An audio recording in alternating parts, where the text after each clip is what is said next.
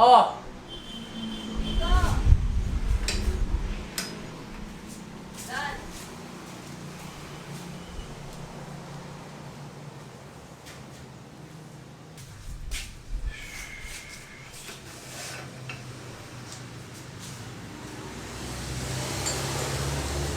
Okay, so uh, my daughter called me, and actually she's asking for help because she's having this problem inside her room for more than a month now, and so I need to stop working on this project bike for now and check the problem inside her room. So I'm going to show you what is that problem. Of course, family first.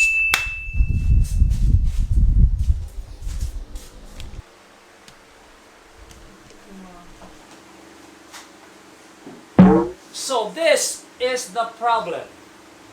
My little boy accidentally kicked this wall. This is not a concrete wall, so obviously this is a dry wall.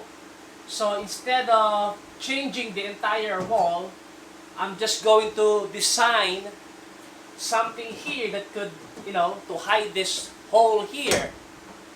So we're going to do it now. Okay, so if you watch my video about the room of my daughter Sam, and last year we did a minor improvement, and then after that we actually renovated the entire room.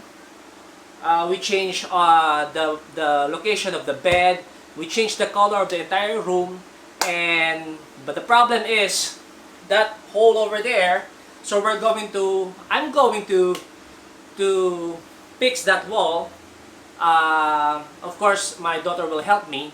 So before anything else, we're going to do Friend of the Day! Friend of the Day! Greetings to Fariba Omari.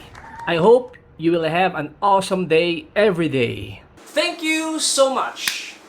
And of course, for those who are still new to this channel, hi, I'm Aries Arriesgado, and my passion is creating different projects and showing you how I do it. So please, don't forget to like and subscribe and click that notification button for more updates. Remember, it's one day or day one. You decide. Let's do it now! Fixing the wall of my daughter. Yahoo! Magandang morning mga kabaliwan, it's me Sam.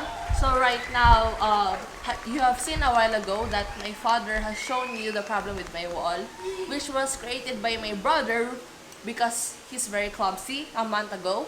So right now my father has assigned me to punch holes to create this circle thing with the use of the 3mm crafting foam.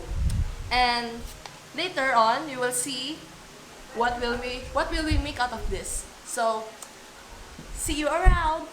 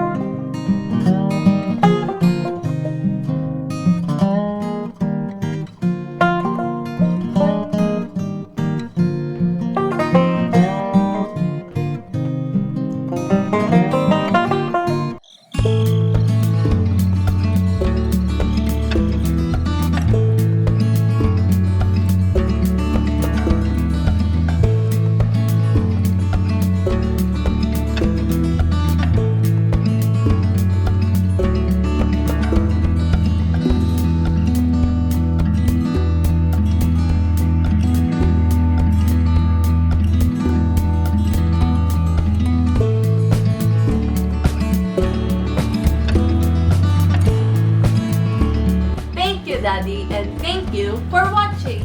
Bye-bye!